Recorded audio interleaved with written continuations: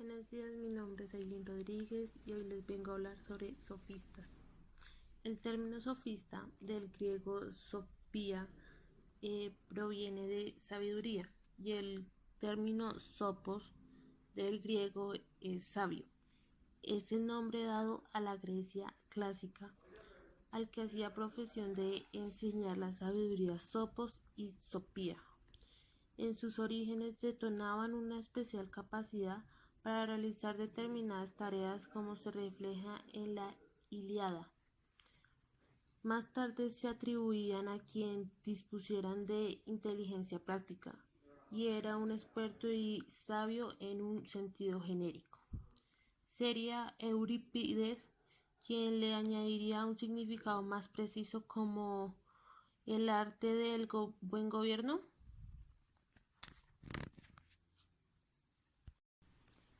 y que fue usado para señalar las cualidades de los 7 sabios de Grecia. Sin embargo, al transcurrir el tiempo hubo diferencias en cuanto al significado de Sopos. Por una parte, Esquilo denominaba así a los que dan utilidad a lo sabido, mientras que para otros es al contrario, siéndolo quien conoce por naturaleza. A partir de este momento se creará una corriente que se apreciará ya en Píndaro, que da un cariz despectivo al término sopos, asimilándolo a charlatán, ya que se identificaban los sofistas con el realismo. La verdad era lo que opinase la mayoría, por lo que pasaron de enseñar sabiduría a oratoria. La opinión como criterio de verdad. Ya se afirmaba que la verdad objetiva no existía, postura crítica por contemporáneos como Sócrates. Ya en la Odisea, Ulises es calificado de sopón como ingenioso. Por el contrario, Eurípides llama a la supía listeza y al sopón sabiduría, tratando con ello de diferenciar la intensidad y grado de conocimiento de las cosas que tienen respectivamente los hombres y los dioses. Un poco de la historicidad es que los sofistas eran pensadores que desarrollaron sus actividades en las Atenas democráticas del siglo V a.C. Los filósofos de la naturaleza, los presocráticos, habían elaborado diferentes teorías para explicar el cosmos. Los sofistas y Sócrates van a cambiar el objetivo de la filosofía. Ahora, el tema de reflexión es el hombre y la sociedad. Como los sofistas eran viajeros, conocían diferentes culturas, totalmente distintas a la griega. Por eso se plantearon problemas referidos a las costumbres y a las leyes. ¿Son las costumbres y las leyes un simple acuerdo, una convención, o son naturales? Así surgió la idea del relativismo. Los sofistas eran maestros que iban de ciudad en ciudad enseñando a ser buenos ciudadanos y a triunfar en la política. El arte de hablar en público, la retórica, era especial en la democracia griega, donde los ciudadanos participaban constantemente. Las enseñanzas de los sofistas tenían un fin práctico: saber desenvolverse en los asuntos públicos. Fueron los primeros pensadores que cobraron dinero por sus enseñanzas. Uno de los principales sofistas fue Protágoras. ¿De dónde surgió el término sofistas?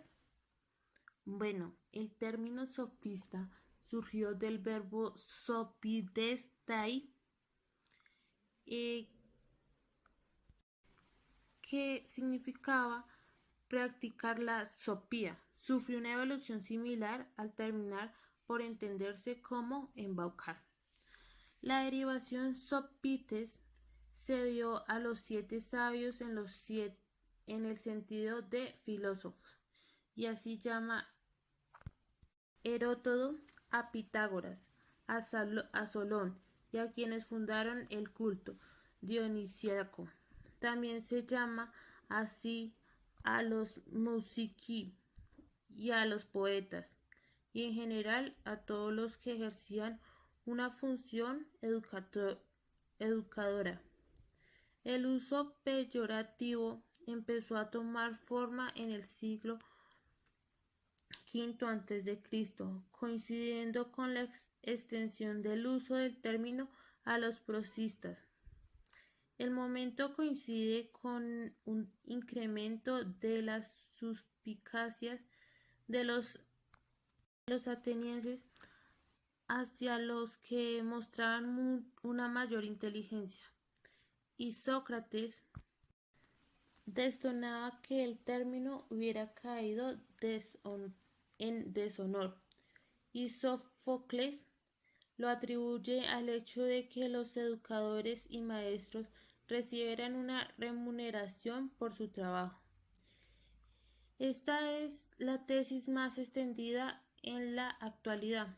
No obstante, era aceptado en la Grecia antigua que los poetas cobrasen por sus servicios. El desprecio con el que los sofistas eran tratados en ocasiones no nacía del hecho mismo de recibir remuneraciones, sino de hacerlo sobre todo por formación en la llamada arete, el arte de la política y la ciudadana, que incluían todas las técnicas persuasivas para hacerse un lugar en la administración de la polis.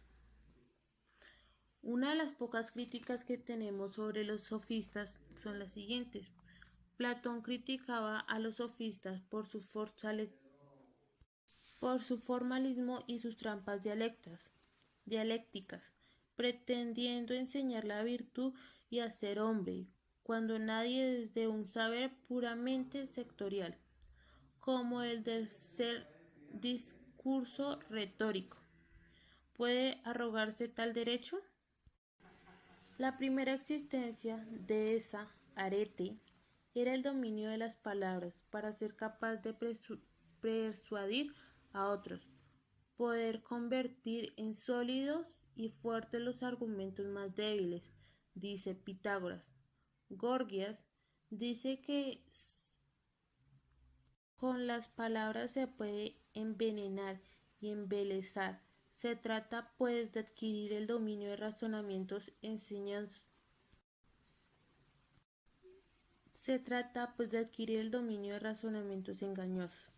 El arte de la persuasión no está al servicio de la verdad, sino de los intereses del que habla. Llamaban a este arte condición de almas. Platón dirá más tarde que era captura de almas. Según algunos autores, no eran pues propiamente filósofos, para quienes sólo esa opinión tenían sin embargo en común como los filósofos una actitud que sí puede llamarse filosófica. El escepticismo y relativismo no creían que el ser humano fuese capaz de conocer una verdad válida para todos. Cada quien tiene su verdad. Por lo contrario, hay quien sostiene que sí lo era y que las ácidas críticas de Platón corresponden a una disputa por un mismo grupo de potenciales discípulos y a sus diferencias políticas y filosóficas. De Aristóteles provendrá también el sentido peyorativo.